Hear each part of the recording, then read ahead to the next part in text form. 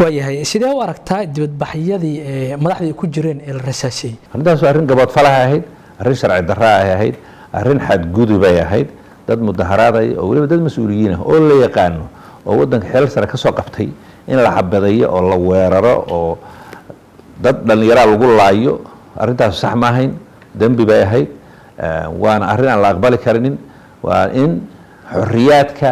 dastuurku uu dadka shacabka siiyay iyo muwaadiniinta la ixtiraama haddii la ixtiraam waayo fawdadii dawladdu waa bilaabaysa violencegii ama se wixii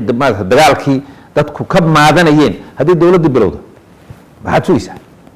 inay arrintaas dadkuna u diyaar garoobaan oo aan iska dhicin yiraahdaan baa imaanaysa marka waa in laga hortagaa in wadanku fawdo aado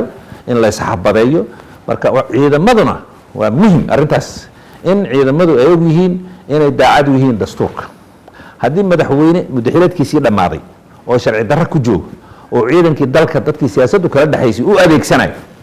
arrintaas arrin la aqbali kara maahan ciidamaduna waa inay ka waantoobaan waxay loo dhaariyey waa dastuurka waxaa la rabaa inay daacad u noqdaanna waa dastuurka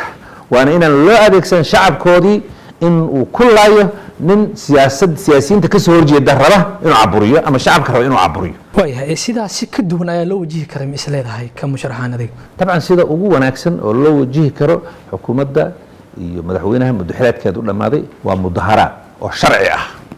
haddii mudaharaadka la caburiyo oo ciidankii dawladdu ay dadkan shacabka inay ilaaliyaan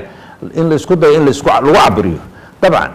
khilaafkaa sii ballaaranaya shacabka gadoodkoodaa sii badanaya khatarta dadku iyo mustaqbalka wadanku wajahayaan baa sii ballaaranaysa marka ciidamadu waa inay mar walba ka digtoonaadaan in loo isticmaalo shacabka caburintiisa